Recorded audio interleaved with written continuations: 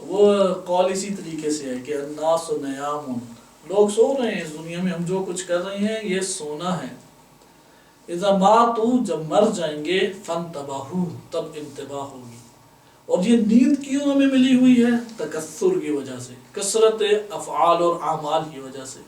الہاکم التکاثر، اس کثرت نے تم کو لہویات میں مبتلا کر دیا ہے، اصل چیز سے تمہیں بھلا دیا ہے، لغو کر دی ہے، اصل چیز سے تمہیں دور کر دیا ہے، غفلتوں میں ڈال دیا ہے. حتی زرتم المقابر، قبروں میں جائے گا تو پتہ لگ جائے گا. الہاکم التکاثر، کہ جو کھیل ہوتی ہے وہ حقیقت نہیں ہوتی، وہ تو کھیل ہے ایک، اس سے جو لذتیں لینے کا عادی ہے وہ بس ایک نوع لذت فقط لے رہا ہے. لہذا جیسے ہی کھیل ختم ہوتی ہے تو تب پتہ لگتا ہے کہ یار زندگی میں اب مجھے یہ کام کرنے والے تھے. تکثر نے انسان کو مبتلا کر دیا ہے غفلتوں میں.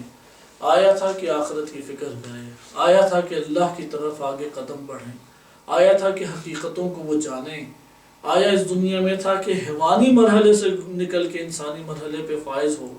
لیکن تکاثر نے اور تکثر نے اس کو اس طرح سے جکڑا کہ کبھی اپنے گھر کی فکر، کبھی اپنے نفس کی فکر، کبھی اولاد کی فکر، کبھی مال کی فکر، کبھی صحت کی فکر، کبھی منصب کی فکر، کبھی لذت کی فکر.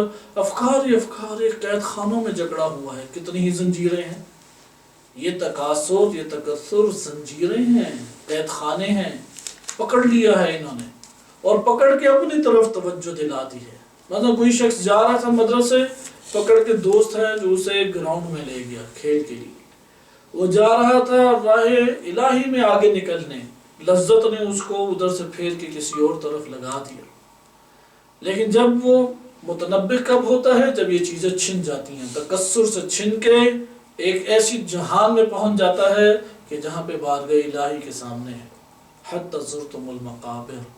اسی طریقے سے امام علی علیہ السلام کا اس مقام پہ قول ہے کہ نہج البلاغہ میں امام فرماتے ہیں کہ کیا علی بھی ان بھیڑ بکریوں کی طرح ہو جائے کہ جو اپنے آس پاس کا چارہ کھا لیتی ہیں. جیسے ہمارے یہاں خوب ناشتہ ڈٹ کے کیا، دوپہر کا کھانا بھی ڈٹ کے کھایا، رات کا کھانا بھی، خوب نیند بھی بھر کے لی، دوستوں سے خوب گپ شپ لگائی، بھاگ دوڑ کھیل کود اور ملنے ملانے کے چکروں میں بقیہ اپنے معدے کی انرجی کو خرچ کیا، اور اب آ کے آرام سے کھا پی کے بستر کے اوپر سو جاتا ہے.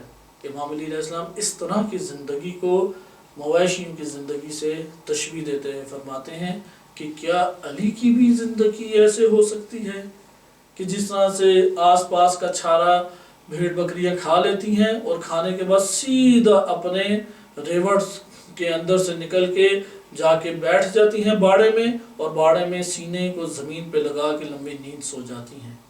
پھر یہ فقرہ بیان کرنے کے بعد کہتے ہیں کہ علی کی آنکھیں بے نور ہو جائیں کہ اگر اس طرح کی زندگی ہو، یعنی جینے کا حق اس سے چھن جائے، اسے دن مر جانا چاہیے، کیونکہ یہ تو گھاٹے کا سودا ہے. یہ تو پہلے والا دن انسان کے مرحلے، انسانی مرحلے پہ تھا، ابھی فوراً ہی اتر کے حیوانی مرحلے پہ آ گیا. قبل اس کے کہ ہم حیوانی مرحلے میں منتقل ہوں اور انسانی مرحلے میں ہیں، دعا کرنی چاہیے کہ پروردگار ہمیں اسی مرحلے انسانی میں اس دنیا سے اٹھا لینا، کہیں ایسا نہ ہو کہ اپنا نقصان کر بیٹھیں. ایسا یہی چیز ہے کہ اگر اس دنیا کے اندر ہمارا اصل کام انہی موضوعات معرفت امام حاصل کرنا ہے، معرفت خدا، معرفت امام، ہر شے اس کا مقدمہ ہے. اگر یہی ہمارے ہاتھ سے چھن جائے تو پھر کیا رہ جائے گا؟ کچھ بھی نہیں رہ جائے گا.